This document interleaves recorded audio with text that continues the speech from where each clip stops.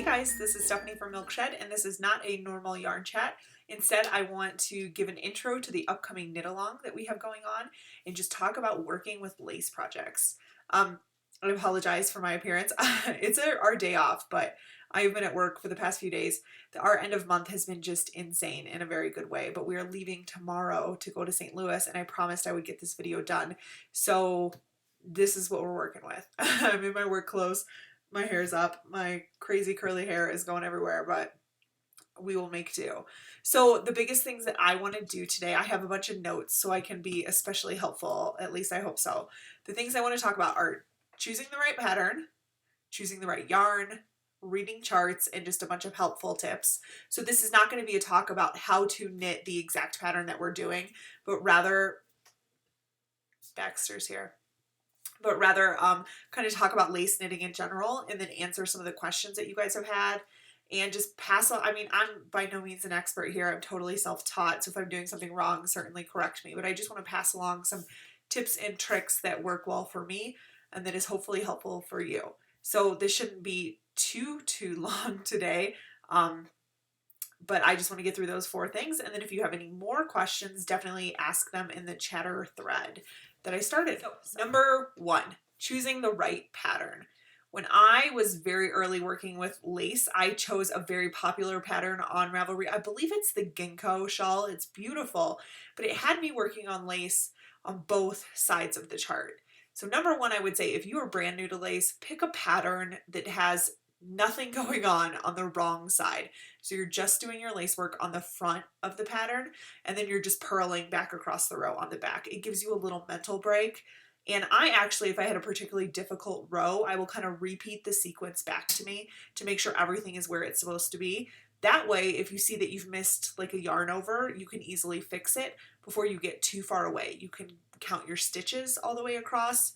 So I'll talk about fixing things one row down later on. But number 1, pick a pattern that gives you a little break. So you're not doing lace work on both sides. I've done quite a bit of lace and I still find that cumbersome to not have a break. Easiest thing. So to talk about the pattern specifically that we're doing, it is called I Blink. I will insert a picture of it here. This has been in my queue for quite a while because for a number of reasons, actually. And the reasons that I picked it to do this knit along, it is, I think somebody said that it was intuitive in the thread, and they're right. The pattern is very rhythmic. It's very easy to see if you're going astray, if things aren't lining up how they're supposed to. It's very repetitive. It is repetitive within the first lace section, and then you can repeat that same lace section over and over again. So it is a perfect beginner project. You know, it does have a chart, but it's a fairly simple chart in the realm of lace charts, and it's the same thing over and over and over and over and over again. So with that, I talk about reading your knitting quite a bit because everything lines up really nicely. It's very easy to read your knitting and see if you've made a mistake. To me, I think one of the biggest things that you can do as a knitter is learn how to actually look at your stitches and see what's going on and see if you've made a mistake before you get too far away to actually fix the mistake, because that's how you end up having to like rip the whole thing back and getting really frustrated. So it's intuitive, it is repetitive, and you can see what's going on so you're not kind of in the dark. The other thing, perhaps the biggest thing, is that this size is totally flexible. I love it because when you're doing a 1 skein project and you're working with fingering, you have somewhere from like 420 to like 462 yards to make a project, and you have this beautiful skein of yarn and you want something that's large enough to actually be usable. So because of the increase, it ends up with a very wide crescent shape that's not really too deep. So for somebody like me who likes to wear things around their shoulders or wear it as like a big scarf, it kind of just functions like a big scarf. So it's a little more casual. It gives you a lot of real estate out of that yardage that you have to work with. And then if you're working with something larger, I have 2 skeins in mind that are actually more in like the 600 yards or like 150 gram skeins. You can just keep increasing, and there's no science to it. There's a little bit of math, I guess. The way that the pattern is designed, you increase 6 stitches for every set of 2 rows, every right and wrong side. You increase 6 stitches, and then the lace repeat is also 6 stitches. This is like ingenious. If you accidentally do 1 more or 1 less repeat on the increases than you're supposed to, it doesn't matter. you can just add one more lace repeat and you have not messed anything up. It's great. So if you have a huge skein or you have 2 skeins and you want to make something really big, fantastic. If you want to make something smaller, fantastic. You can't go wrong. Love it. So with those things, I think that it's a perfect beginner pattern. There we go. Number 2, choosing the right yarn. So I see a ton of comments of people who, I was reading through that 200 subscriber giveaway where I asked you guys about lace, your favorite patterns. My heater kicked on. I hope you guys can't hear it. I know it's annoying. So I asked about your favorite lace patterns or what intimidates you about lace, and a lot of people said the size of the needle and the size of the yarn. So my first answer to that would be lace work does not equal lace weight. There is no reason, unless you want to follow a pattern exactly as written, that you need to be using lace weight yarn. I've only used lace weight yarn I've used like a light fingering quite a bit, but a lace weight like once or twice. Lace work doesn't mean that you have to use this tiny, tiny yarn that you knit with toothpicks. I grabbed quite a few. This was my Follow Your Arrow 2. This is Color Affection that I just finished. Let's get the right side. This is my Follow Your Arrow 1. Maybe. So all of these are knit on size 6, size 7 with a fingering or light fingering yarn. So if you are comfortable working with sock yarn, it's the same weight of yarn with a much bigger needle. A lot of times you size up quite a few sizes with your needles. So you don't have to think that using lace weight means that you're using a tiny needle and a tiny little thread and then it's going to be very cumbersome. So amazing. You can use lace if you want to, absolutely. I have a Juniper Moon Finley dappled that I'm definitely thinking about using. You can. I would probably use that on like a size 4 needle or so. If you want to use fingering or light fingering, you can use like a size 6, even a size 7. You could even go up to a sport. I have a shawl back there that I didn't grab. It was designed to be, it was that rattan from Truly Myrtle that I just did and I showed you guys recently. I did that on a sport weight just because I wanted it a bit larger. It doesn't matter. Some people feel very regimented about their knitting. I think Julie says that there's no rules in knitting. It's never wrong. I totally subscribe to that theory. If you want to do it in sport weight, rock on. Number 3, reading charts. So to this I would say, one of the difficulties in doing a mystery knit along is that you don't necessarily know what it's supposed to look like and you're kind of going in blind. So know what it's supposed to look like. And then just take it line by line. I know when you see a big chart, it's really intimidating. I'm not even that good at reading charts quickly. I know what I'm supposed to do, but if there's written instructions, I always find myself defaulting to the written instructions just because I'm a lot faster that way. But this chart that we have is actually a very standard, simple chart, and there's not a lot going on each line. So just take it line by line, and you will be good to go. So I'm going to try and pull up the chart right here so I can kind of talk through it.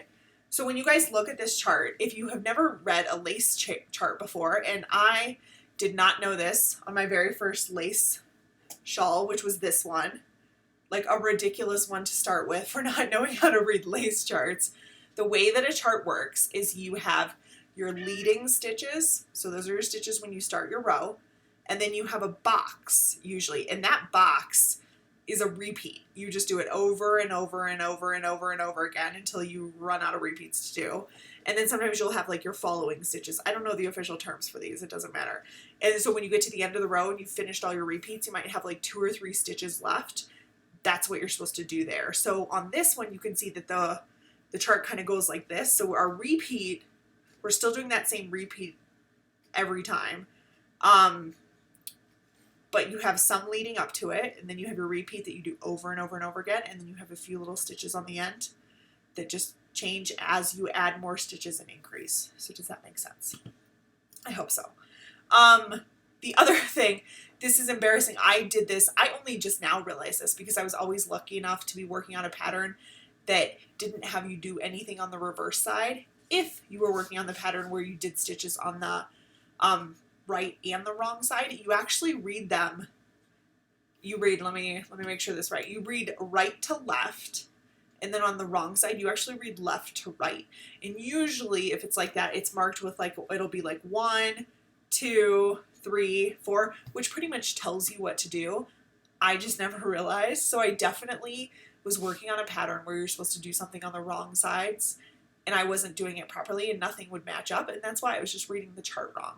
So definitely read through your pattern. Not this pattern, it doesn't really matter, but in general, read through the pattern and see if there's any notes about how the chart should be read. There we go. Okay, so the other thing that I think a lot of people find it intimidating is the symbols. The symbols are pretty standard across all charts. There's like a standard convention to this. You see the big circle? It's a yarn over. We know this. This is another true confession. I always forget which is knit two together and which is slip slip knit. So this is how I remember it. I'm going to talk you through it. This is embarrassing. If you can just remember things easily, that's good for you, because I'm not I'm not that good.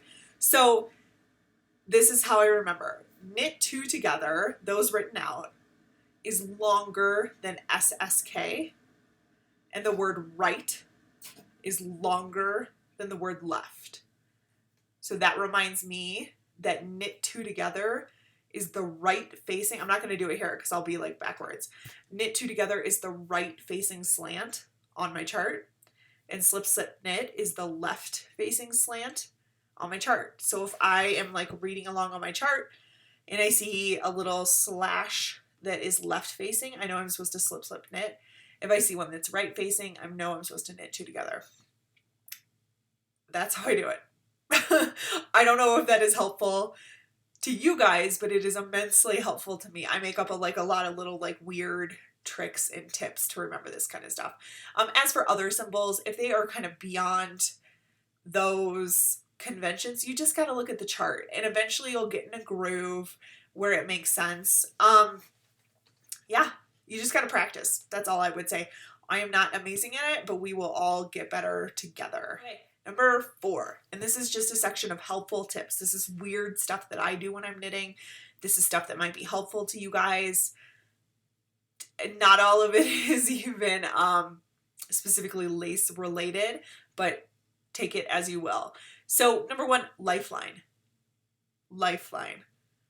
Always use a lifeline. If you are nervous and you're working on a lace pattern with a lot of sections, put in a lifeline. If you don't know what I mean by put in a lifeline, I mean literally thread a line. People use dental floss. You can use a yarn. You want to aim for, if you're working with like a woolly yarn, you don't want to put another woolly yarn through in case they like agitate against each other. I've never actually had that happen, but it's just good practice. Thread yarn through your stitches as you finish that first section before you start your lace, so that if everything falls apart and it's a disaster, you can always rip back to that lifeline, pick up your stitches, and then you don't have to start totally over.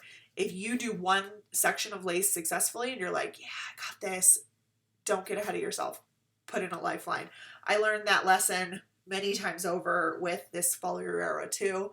I was like grooving, good to go. Actually, I'm doing this exact pattern as we speak because I wanted to pass along helpful knowledge. So I was like, I'm going to breeze through it. I totally messed up the first row of lace. I was just reading the wrong chart. I did it wrong. I don't know what I was thinking. And I was so upset that I didn't put in a lifeline, thinking I was better than it, which I am not, because I ended up having to rip it back anyway. Lifelines, always. The next one, this is kind of silly, but this is just something I do. I don't know if you guys do. My thinking on knitting is like, if you can come up with any little tips and tricks that are helpful for you, like make up weird things. That's what I do.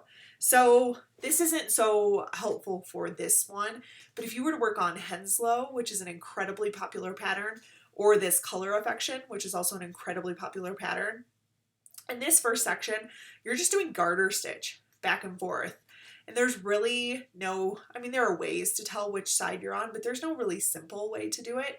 So what I do is, I should have come more prepared. I'm trying to find stitch markers. You know, these like, I mean, pick any 2 stitch markers. For me, it is always these little guys. They come in that green color, green, blue, and then they come in this color. For me, green is the start, so green for go, and orange, red is the stop. So that goes at the end. Green at the beginning, orange at the end, always. And then I just know if I set it down and pick it back up, I know which side I'm on. So any pattern of mine that you will see, you'll see green at the beginning and orange at the end, just so I know. I mean, if it's something where you're working like fun, like obviously different front and back, then you could just look at it. For something like this, that's what I do. Maybe it's helpful. I don't know. Excuse me. I had a weird cough happen. Okay, so the other thing, again, I'm like so self-taught. I'm going to be really embarrassed if I am suggesting things that are totally normal and you guys already know about. If I can't find my row counter, let's see if it's in here. I have no idea where it is. It might be in with my mittens. Okay, if I can't find my row counter and I feel like I need to count rows, I put the stitch marker on my knitting and then I advance it every time. So for when I do my first row and my second row, I'll move it to like the next section. And then you can't do it every row because you got to knit across and then all the way back. So then I'll do my like third row across and fourth row back, and then I'll advance it too. So I pick one that looks different than any other stitch marker on there, and I just use it like a row counter, and I like move it along. So I take it off and then I knit another stitch and put it back on. So then I can just count like 20 stitches. I've done 20 rows and I know what row I'm on. I don't know if that's weird, and I don't know if anybody else does it, but if you ever can't find you are never without a row counter as far as I'm concerned, because I just use the actual loops that are on the needle to count how many rows that I've done. I hope I explained that well. I'm not really sure if I did. Another hugely popular suggestion with lace knitting is to use the stitch markers you can't really see because I haven't gotten that far into the lace, to mark your repeats. So I told you guys that box marks the repeats. So in theory, you could place a stitch marker between every single repeat. If you're working larger repeats, I think that makes a lot of sense. Because if you get to the end of the repeat and you're not where your stitches are supposed to be, you only have to rip back, 10, 20 stitches. On this one, our repeats are 6 stitches. So you would end up with so many stitch markers. It would be unbelievable. So many stitch markers. So to that, I would say if you really want the guidance of those stitch markers and like the assurance that you're not going to get too far in with a mistake going on, maybe place them every 2 or every 3 repeats. You'll go through dramatically less stitch markers, and worst case is you only have 2 or 3 repeats to fix if you get to that stitch marker and your stitches aren't lining up where they're supposed to be. So definitely use them. On any other pattern, I think they're a great idea. On this one, it might just be a little overwhelming to have all those stitch markers, but it's a great tip. I do that as well. The number one thing that I mentioned earlier, but I want to say again, is learning to read your knitting. So if you make a mistake, you can fix it before you get to the point of needing to rip back. I think this is just like hugely popular. Not popular, what am I saying? Hugely important. And the way I want to try and explain this is, like on this pattern, can we see? We know that the pattern has all these yarn overs lining up, all these slip, slip, knit, and knit 2 together lining up. I hope you guys can see that. So if you get to the point where you should be doing a yarn over and you look at the row below and you don't see a yarn over and maybe you missed it, you can just fix that. You don't even need to rip back to that row.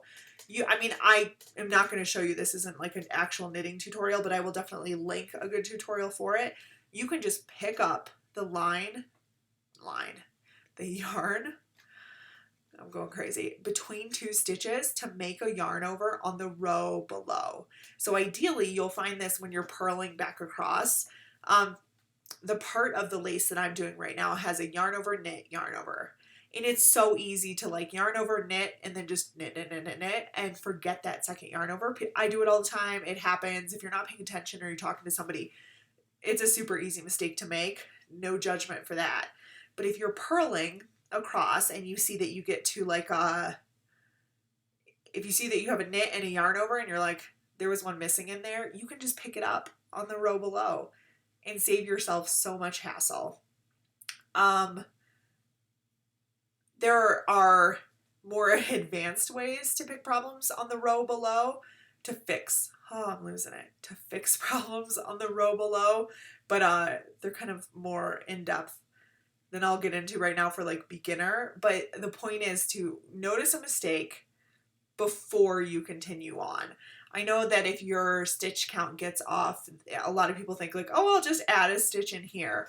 And if it's in these like beginning and ending stitches and you're literally just knitting 3 and then you get to the end and realize like, oh, I was supposed to increase and I forgot, throw an extra stitch in, go ahead. But if you get here and you're 1 or 2 stitches off because you've made a mistake all the way back here, then that whole time you should have been noticing that these yarn overs aren't lining up and the knit ones aren't lining up, and it's best to fix it in that row. I mean, I know it's so annoying. I have to rip back sometimes too, or I'll like tink back 1 stitch at a time.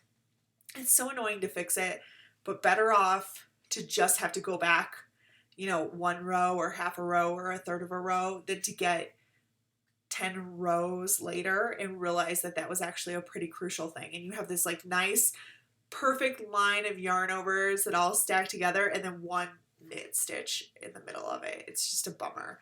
So I don't have even a way to say like, this is how you learn to read your knitting, other than to say like,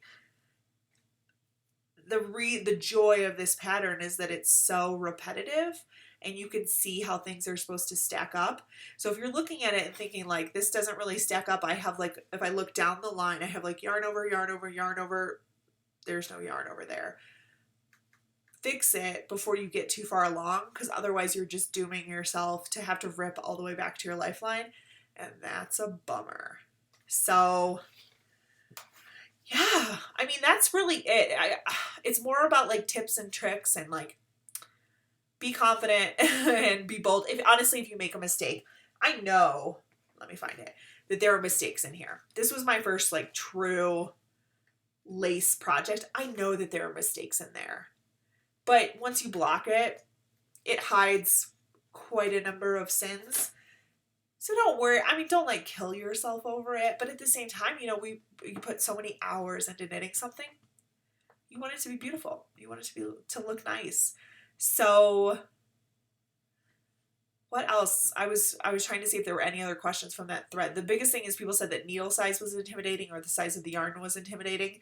To that, you don't even need to worry about working on small needles. You're probably going to be on like a 4 or 5, 6, 7 with almost any lace knitting. So not a problem. Size of the yarn, don't use lace. Just use fingering, use your favorite sock yarn, use a sport if that makes you comfortable. Somebody says they worry that they can't fix the mistakes and then end up frogging back. Lifelines. Learn to read your knitting so that you can see, I mean, even if it's the row below, you can always fix that.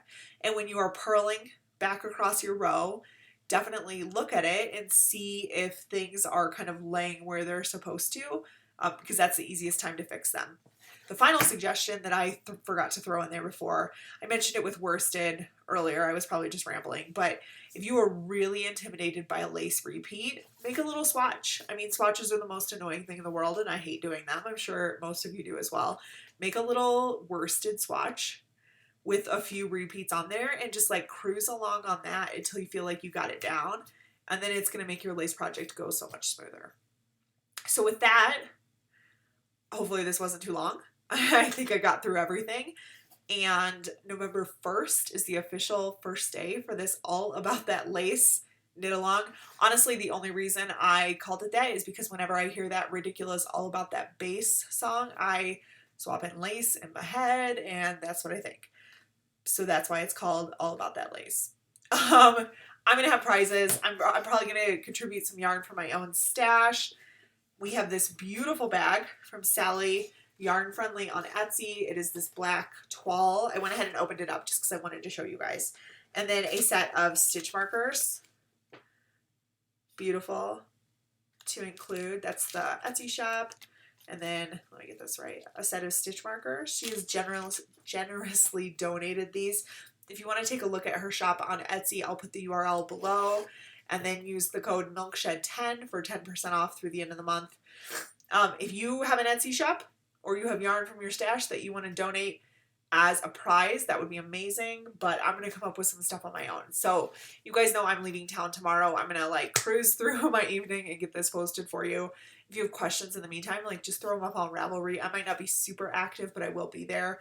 I'm working on mine. I can't believe I didn't even talk about this. Let's talk about this real fast.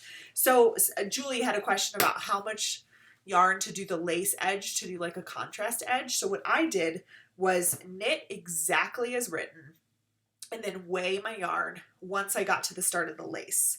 So of course I have this on too small of a needle. This is like always a problem for me. I am using this, let me grab it right here, Ella Rae Lace Merino. It is, I would call it like a light fingering. I don't know why it's called lace, but 460 yards to the skein. And this is the colorway. It's beautiful. It is like a blue and purple. It's like super squished up on here. It's actually, I would imagine it's a pretty good size. So I did the increase, the first section of increases in stockinette as written, and then I weighed my little yarn ball, and I had 37 grams left after that first bit. So if that helps you figure out how to kind of pace yourself, I hope that's helpful. The other thing about this pattern is the way that it's written is you can do, there's like chart A. You can do chart A once and then do chart B and be done. You can do chart A 2 or 3 times and then do chart B. It's really up to you and kind of gauge how much yarn you have as you go along.